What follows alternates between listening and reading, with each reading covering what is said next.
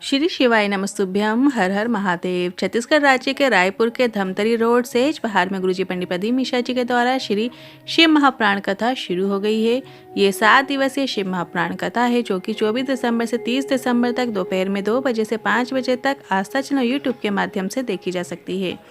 30 दिसंबर दिन बहुत ही विशेष है क्योंकि शिव सोमवार का दिन है और साथ में अमावस्या की तिथि भी है। ऐसे में सोमवती अमावस्या का योग बन रहा है और गुरुजी ने एक ऐसा उपाय बताया है जिसे अगर आप इस सोमवती अमावस्या की विशेष तिथि में सिर्फ एक बार कर देंगे तो उसका लाभ आपको पूरे वर्ष भर देखने को मिलेगा।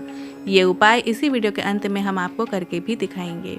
आज 29 दिसंबर 6वें दिन की रायपुर की शिव महाप्राण कथा में गुरुजी ने कुल 14 उपाय पद उपयोगी जानकारियां दी हैं। सभी की जानकारी आपको इसी वीडियो के माध्यम से मिलने वाली है। किसी कारणवश यदि आपने आज की कथा नहीं सुन पाए हैं तो पूरी कथा का रसतत्व आपके छोटे से वीडियो से प्राप्त हो जाएगा। तो बढ़ते हैं आज की कथा की पहली जानकारी की ओर। गुरुजी ने कहा, सिर्फ मर जाने से मोक्ष की प्राप्ति नहीं होती बल्कि इस संसार में जीवित रहकर अपने अंदर से बुराई, अहंकार, अभिमान को अपने अंदर से निकालने में भी भगवान की कृपा प्राप्त होती है। बढ़ते हैं आज की कथा की दूसरी जानकारी की ओर। गुरुजी ने कहा, जिस घर में बड़े गर्म होते हैं और छोटे नरम होते हैं उस घर में शर्म होती है, पर जिस घर में छोटे गर्म और बड़े नरम होते हैं तो उस घर में बेशर्म है, और जिस घर में छोटे और बड़े दोनों गर्म हैं तो उस घर में फूटे कर्म हैं।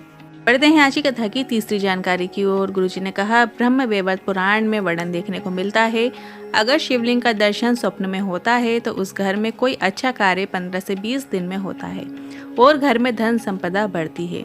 अगर भोलेनाथ का स्वरूप का दर्शन होता है तो घर में शुभ कार्य तो होता ही है, उससे होने में 1 महीना 2 महीना लग सकता है। अगर भगवान के किसी भी स्वरूप का पूजन करते हैं तो सिर्फ उस भगवान के स्वरूप के पूजन का फल होता है, पर अगर शिवलिंग का पूजन करते हैं तो 33 कोटि देवी देवताओं के पूजन का फल आपको प्राप्त हो जाता है। बढ़ते हैं आज की कथा की चौथी जानकारी की ओर। जानकी देवी जी पत्र लेकर आई। मेरे पेट में बहुत दर्द हुआ, डॉक्टर को दिखाया तो डॉक्टर ने किडनी में सूजन बता दी। साल बाद फिर जांच हुई तो छाला और किडनी में सूजन बताई। पेट इतना फूल गया था जैसे गर्भवती नारी का पेट फूला होता है। 7 साल दवाई खाते हो गए, आराम नहीं लगा। घर में किसी ने आपकी कथा के बारे में बताया, शंकर की भक्ति करने को कहा। मैंने मंदिर में जाकर जल चढ़ाना शुरू किया, जल का आचमन करना शुरू किया और बाबा की कृपा से किडनी ठीक होना शुरू हो गई है, सूजन कम हो रही है।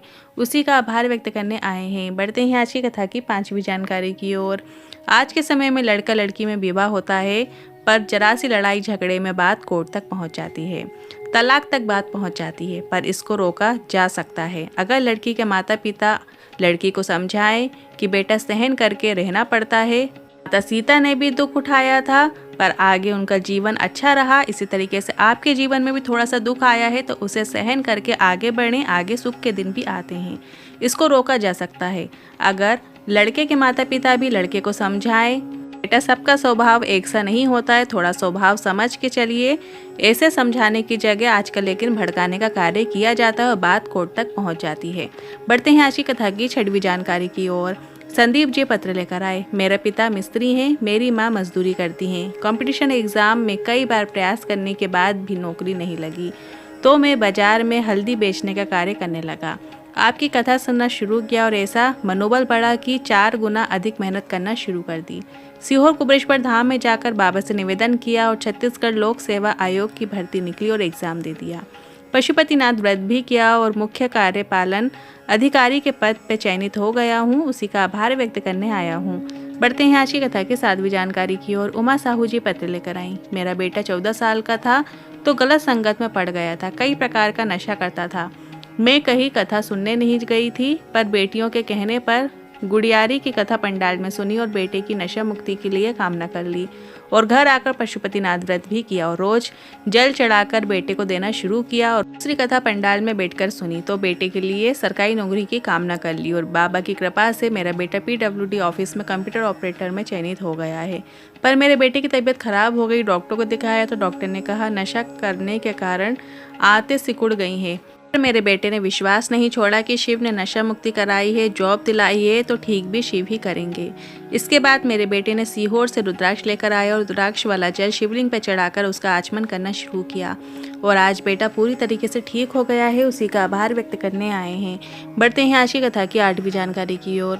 गुरुजी ने कहा, अगर मंदिर नहीं जा सकते तो घर में माता पिता हैं, वो भी शिव पार्वती का स्वरूप है, उनकी सेवा करो, ऐसे में भी शिव की कृपा आपको प्राप्त होती है। और आज की कथा में गुरुजी ने पशुपतिनाथ व्रत की पूजन विधि बताई है।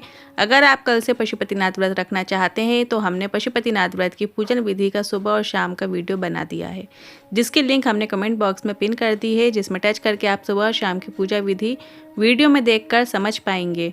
वीडियो उपयोगी है, इस वीडियो के बाद ज़रूर देखिएगा।